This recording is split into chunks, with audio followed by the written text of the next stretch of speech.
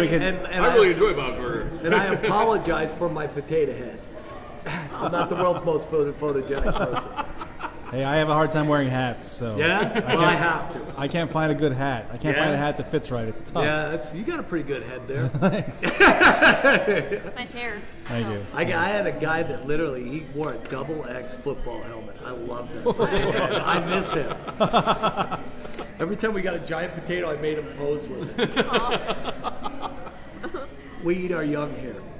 And so you were saying that that finally, after you couldn't get the right rent, then you took the next step. Well, what happened was we were looking for another spot, and I wanted to be in this neighborhood. I live in this neighborhood, and I wanted to be around a place that, you know, being outside Fort Sam before, I found out what happened when you were really only had one audience. You know, literally, you know, you look at Edison and Monte Vista, Monticello on the other side by Jefferson. You look at Alamo Heights, I mean, all the way up, and then you're between 281 and I-10. So, yeah, everybody can find us. I can't afford to own a restaurant on 1604 or 410 or anything else. The other thing is this: if you're on 1604 or 410, you're not a neighborhood restaurant. You are a transient restaurant. So what do you really get out of it? You know, you don't have the little kids and the grandmothers and people celebrating. You get people celebrating their birthdays, but you don't know who they are. Because chances are you're not going to see them again. And you got tons of people, and who doesn't want to be busy? But the truth is that there's more to it. And you look at Chris Madrid, may he rest in peace. But you know what he did for 34 years? He was here. He was the true guy who should have won that contest. Because for 34 years, he was at the door greeting people. For 34 years, when you walked into Chris's restaurant, he was there. Maybe it was only an hour or two a day, I don't know. But the truth was he was there.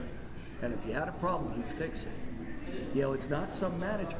My name's Bob, and my name's on the wall. And I will do what I can to freaking help you. And so we do all that. We're doing the Chi Phi fraternity today to support them at Incarnate Word. And we're donating some of our sales. And so we have lots of people coming in. We have, you know, we have churches and synagogues. And we don't care, and we'll donate. Just gift certificates, that's all we can do. The truth is that we don't care what you believe in as long as you believe in something other than yourself. Tell me a little bit about the entertainment you have. We have live music Thursday, Friday, Saturday. The only rule that we have is you can't do anything that would embarrass your grandmother.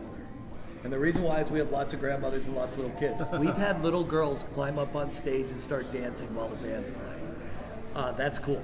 And if, you know, and so the band has to be into that. This is a family restaurant. You know, and so we don't want, you know, we don't want a lot of cursing, we don't want anything, but we want you just to be yourselves. How late are you open? We're open till 10 o'clock during the week, midnight, Friday and Saturday, if the crowd warrants it. You know, usually we close around 11. And tell me, you know, this neighborhood is a really mixed neighborhood. You can go from one to the other to the other. Tell me a little bit about the different people you see in here. We see everybody. I mean, we see everybody.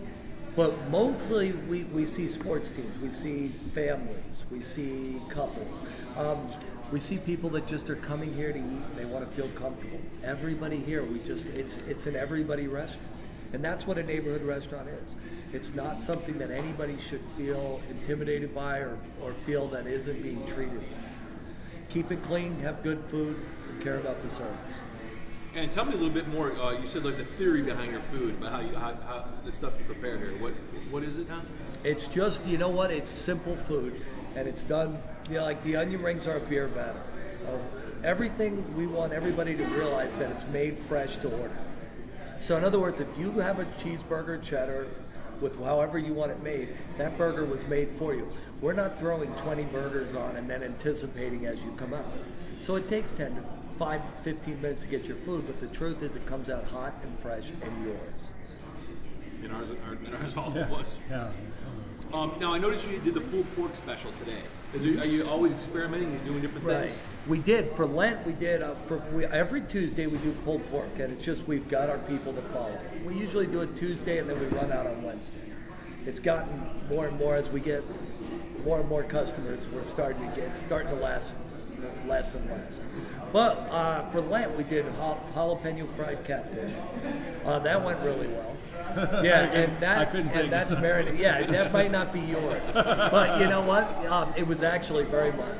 And it was on a sandwich. That's a leftover from my Cajun restaurant that was on Austin Highway.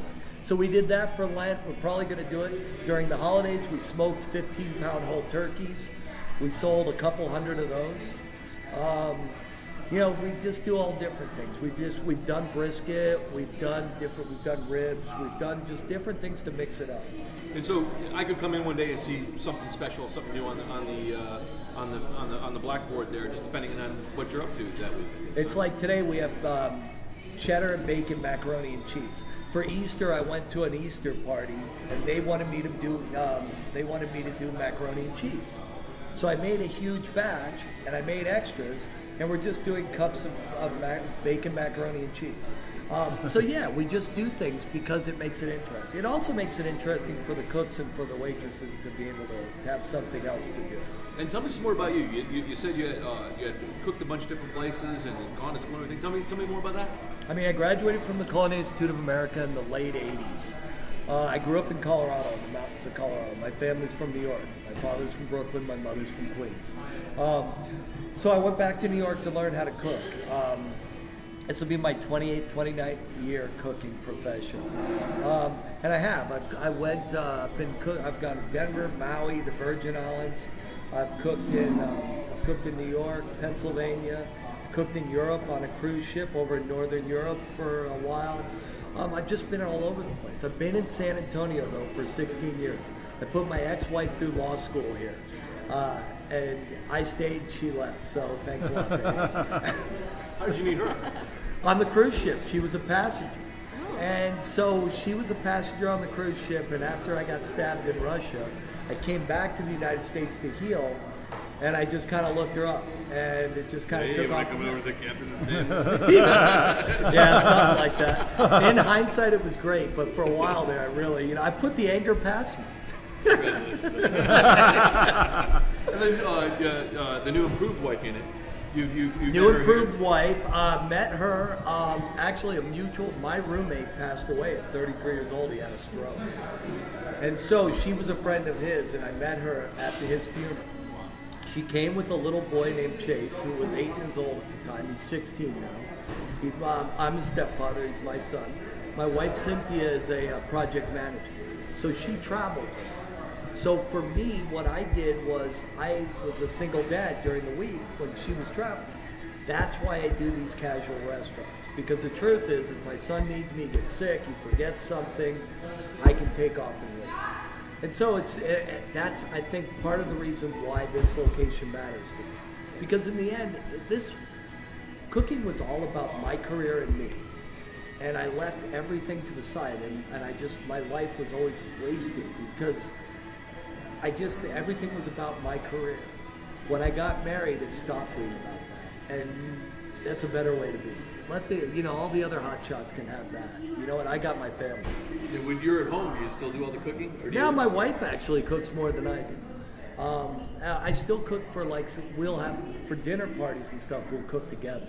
But no, I don't do all the cooking. How does that go over when you critique her cooking? We do not critique each other. It's better that way. My wife, Cynthia, is from New York.